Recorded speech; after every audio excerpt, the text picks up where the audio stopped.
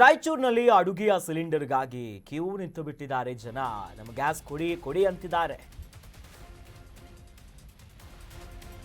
ರಾಯಚೂರಿನಲ್ಲಿ ಅಡುಗೆಯ ಸಿಲಿಂಡರ್ಗಾಗಿ ಪಾಪ ಜನ ಕ್ಯೂ ನಿಲ್ತಿದ್ದಾರೆ.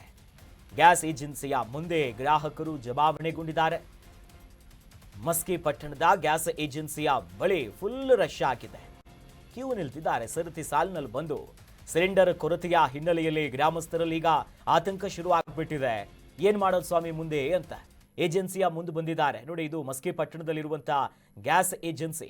ಇದೇ HP ಗ್ಯಾಸ್ ಏಜೆನ್ಸಿಯ ಮುಂಭಾಗದಲ್ಲಿ ಅಲ್ಲಿನ ಜನರೆಲ್ಲ ಗೃಹ ಬಳಕೆಯ ಸಿಲಿಂಡರ್. ಮಾನ್ಯ ಸಚಿವರು, ಕೇಂದ್ರ ಸರ್ಕಾರ ಹೇಳುತ್ತಲ್ಲ ಎಲ್ಲ ಸರಿಯಾಗಿದೆ ಅಂತ. ಈ ದೃಶ್ಯಗಳನ್ನ ನೋಡೋದನ್ನ ಮಿಸ್ ಆಗಿದ್ರೆ ಕರ್ನಾಟಕ ನ್ಯೂಸ್ ಬೀಟ್ ನೋಡಿದ್ರೆ ಅವ್ರಿಗೆ ಅರ್ಥ ಆಗುತ್ತೆ ನಿಜವಾಗ್ಲೂ ಸಾರ್ವಜನಿಕರು ಏನ್ ಸಮಸ್ಯೆ ಪಡ್ತಿದ್ದಾರೆ ಅಂತ. ರಾಯಚೂರಿನಲ್ಲೂ ಕೂಡ ಹಾಗೆ ಆಗಿದೆ. ಗ್ಯಾಸ್ ಸಿಲಿಂಡರ್ಗಳು ಸಿಗ್ತಾ ಇಲ್ಲ.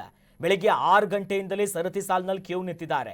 ಸಿಲಿಂಡರ್ ಲೋಡ್ ಬಂದ ತಕ್ಷಣ ಜನ ಮುಗಿ ಬೀಳ್ತಿದ್ದಾರೆ. ಒಬ್ಬರಿಗೆ ಗೊತ್ತಾದ್ರೆ ಸಾಕು ಇವತ್ತು ಲೋಡ್ ಬಂತು ಅಂತ. ನೋಡಿ ಹೆಂಗ್ ನಿಂತಿದ್ದಾರೆ. ಮುಂದೆ ಶಾಮಿಯಾನೆಲ್ಲ ಹಾಕಿದ್ದಾರೆ. ಆದ್ರೂ ಬಿಸಿಲು ರಾಯಚೂರು ಭಾಗದಲ್ಲಿ. ನಂತರದಲ್ಲಿ ಗ್ಯಾಸ್ ವಿತರಣೆಯ ವಿಳಂಬಕ್ಕೂ ಕೂಡ ಅಲ್ಲಿನ ಜನ ಅಸಮಾಧಾನವನ್ನ ಹೊರಗಾಕಿದ್ದಾರೆ. ಅತಿ ಶೀಘ್ರ ರಾಜ್ಯ ಸರ್ಕಾರ ಇಂಥ ವಿಚಾರದಲ್ಲಿ ಗಮನ ಹರಿಸಬೇಕು.